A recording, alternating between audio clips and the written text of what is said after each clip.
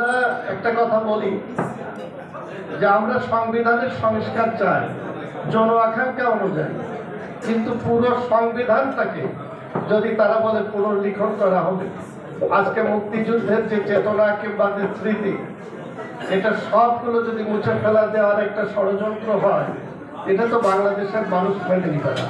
আর মুক্তিযুদ্ধ কিংবা আমরা যদি ৭১-এর চেতনা কিংবা ৭২-এর সংবিধান বললেই যদি আওয়ামী লীগের দোষর হয়ে যায়, তাদের চেতনাকে ধারণ করে একটি সত্যিকার গণতান্ত্রিক রাষ্ট্রে পৌঁছাতে পারবে না।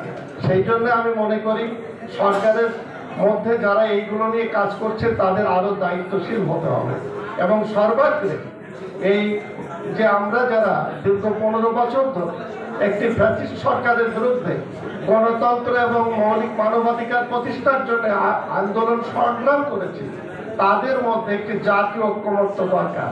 যে ঐক্যমত্যটা জুলাই অভ্যুত্থানের মধ্য দিয়ে সৃষ্টি হয়েছিল, সেই ঐক্যটা আমাদের মধ্যে একটু দূরত্ব তৈরি হচ্ছে। যত এই ঐক্যটা বিনষ্ট হবে, দূরত্ব হবে, ততই বেশি ক্ষতিগ্রস্ত হব। তাই আমি আজকে এই নাগরিক পক্ষের এই সবাই আমরা বলতে চাই যে অভ্যুত্থানের মধ্য দিয়ে আমাদের যে ঐক্য গড়ে উঠেছিল রাজনৈতিক দলগুলোর মধ্যে, সেই ঐক্যকে আরো অটুট করতে হবে। এর মধ্য দিয়ে যে সংস্কার এই রাজনৈতিক দলগুলো আবশ্যক মনে করে, সেটার দিকেই সরকারের গুরুত্ব দেওয়া উচিত। ধন্যবাদ সবাই। অনেক রক্ত ঝরার মধ্য দিয়ে আমরা স্বৈরাচারের পতন ঘটাতে পেরেছি। প্রয়োজনীয় সংস্কার অবশ্যই প্রয়োজন, কারণ এই দাবিটা আমাদের অনেক পূর্বে। আমরা বলেছি যে স্বৈরাচার শেখ হাসিনা পতনের সঙ্গে সঙ্গেই একটি ইলেকশন হতে পারে না, একটা অন্তর্বর্তীকালীন সরকার গঠন করতে হবে। সেই অন্তর্বর্তীকালীন সরকারের সময়ে একটা প্রয়োজনীয় সংস্কার করতে হবে, কারণ দীর্ঘ 16-17 বছর সারা দেশে সব সেক্টরে যে সব অনিয়ম হয়েছে, সেই অনিয়মগুলো যদি দূর করা না যায়, তাহলে দেশে এই রাষ্ট্রে একটা সঠিক কোনো কিছু আমরা দিতে পারবো না এবং একটা গণতান্ত্রিক পূর্ণ পরিবেশ ফিরে আসবে না এবং একটা সুষ্ঠু নির্বাচন হবে না। তাই একটা সংস্কার অবশ্যই প্রয়োজন এবং প্রয়োজনীয় সংস্কার ছাড়া নির্বাচন চাওয়াটাও ঠিক না। এই জন্য আমাদের এই বিষয়টা আসলে প্রত্যেক দলে একটা লক্ষ্য রাখা উচিত এবং সেভাবে আমাদের কাজ করা উচিত। সময় খুবই কম, আমি কিছু বলবো না। অতিথিবৃন্দ আছেন, নেতৃবৃন্দ আছেন, বক্তব্য রাখবেন। আবারও আপনাদেরকে সালাম জানিয়ে আমি আমার বক্তব্য শেষ করছি। আমরা অনেক আলাপ আলোচনা করছি, সরকারও সংস্কার করবেন।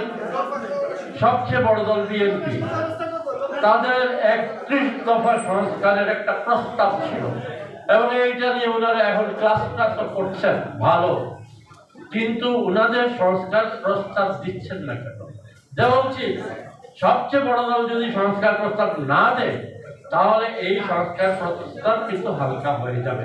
প্রথমত বিএনপি আমি মনে করি তাড়াতাড়ি সংস্কার প্রস্তাবটা দেওয়া উচিত। দ্বিতীয়ত সবই দিলাম, সংস্কার প্রস্তাব হলো, সবই ঠিক হবে, কিন্তু দেশের যে অবস্থা, এই অবস্থাতে একটা সুষ্ঠু নির্বাচন করা কি সম্ভব? আমার তো মনে হয় না। 1 বছর 1.5 বছর পরেও যদি আপনার নির্বাচন করে, যেখানে পুলিশ নাই, প্রশাসন নাই, এই নির্বাচন সেই 18 নির্বাচনের মতো লুট হয়ে যাবে। এইটা সরকার কিছুই করতে পারবে না। তাই সংস্কার যেমন দরকার, তেমনি পরিবেশ সৃষ্টি করা দরকার। আর উপযুক্ত পরিবেশ যদি সৃষ্টি না হয়, তাহলে এই নির্বাচনই হবে না এবং নির্বাচনটা মানুষ হতাশ হবে এবং দেশ অনেক পিছিয়ে যাবে। অনেক কিছু বলার ছিল, আর বলছি না। সবাইকে ধন্যবাদ জানিয়ে আমার বক্তব্য এখানে শেষ করি।